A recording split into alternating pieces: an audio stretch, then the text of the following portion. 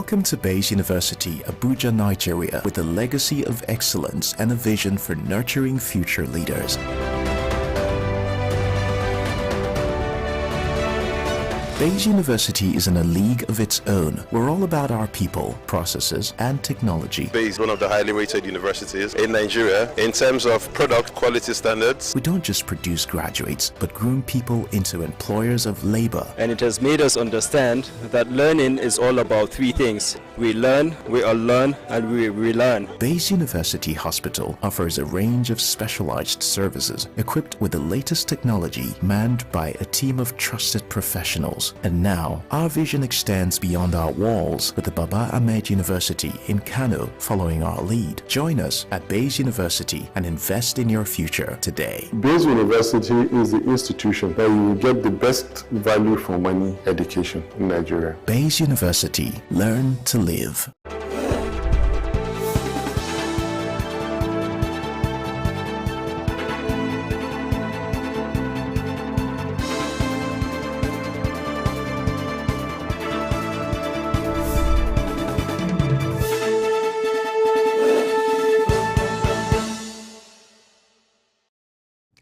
Hello and welcome to all our viewers in Nigeria and around the world to Midday News on Global Television. We're coming to you live from the nation's capital, Abuja. I am Queen Agaba.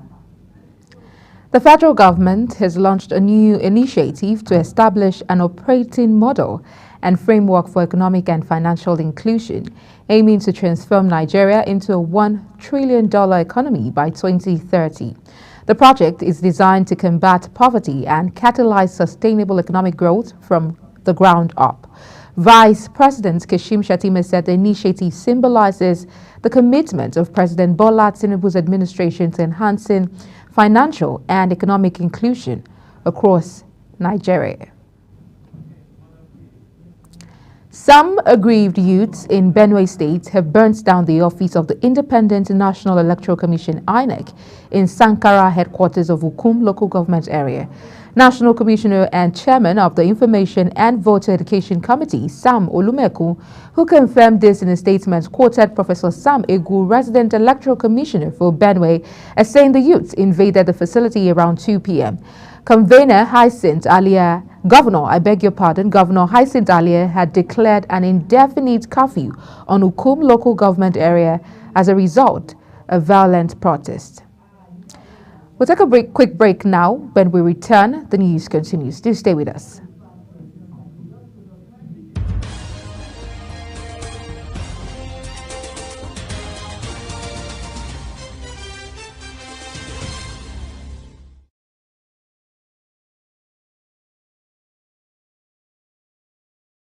With every government and introduction of new policies, businesses of all kinds and sizes seize the opportunity to evolve and redefine themselves. Business Point on Global Television is where we follow the money and put the facts and figures right in front of you. Watch Business Point every Monday through Friday at 11 a.m. as Kikelamo Okere tracks all the latest developments across critical sectors. Business Point. This is business.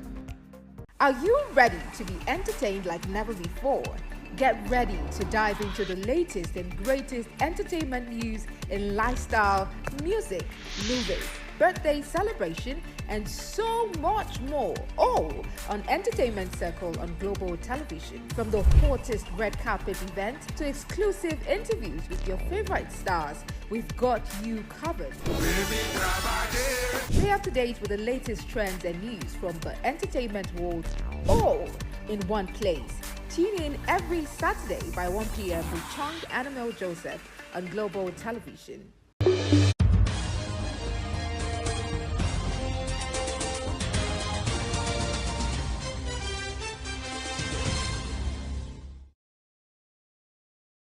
Many thanks for staying with us. Now, if you've just joined us, this is Global Television bringing you live broadcast of the midday news.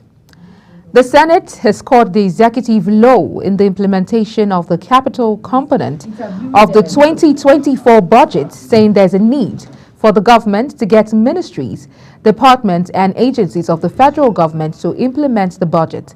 The Senate also urged the federal government to intensify efforts in funding the capital component of the 3 national budgets which are running concurrently in the country.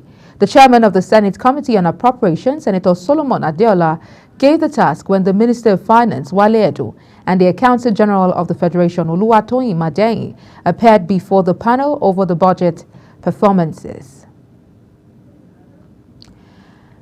The World Health Organization has donated some infection and prevention and control materials to the Ondo State Ministry of Health as part of their efforts to help prevent cholera outbreaks. This was contained in a statement issued by the press officer of the ministry, BC Lawani, in Akure, the state capital.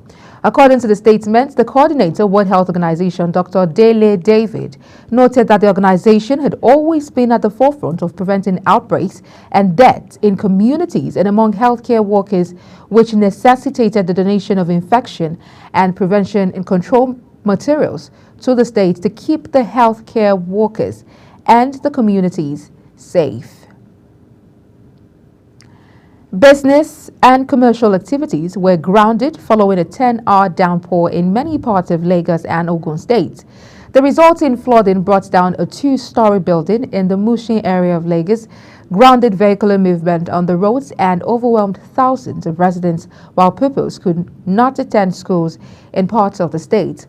Though the Lagos state government said the rain lasted for 9 hours in some parts of the state, it started at midnight and did not subside until noon, making it 12 hours.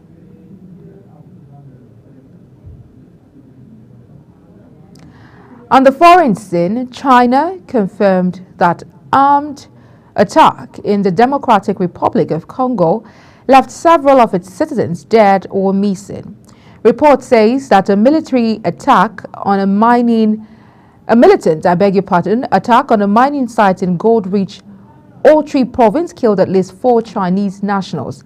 Beijing's foreign ministry said a private Chinese company in the DRC was attacked by armed forces, resulting in the death and disappearance of several Chinese nationals without specifying the number.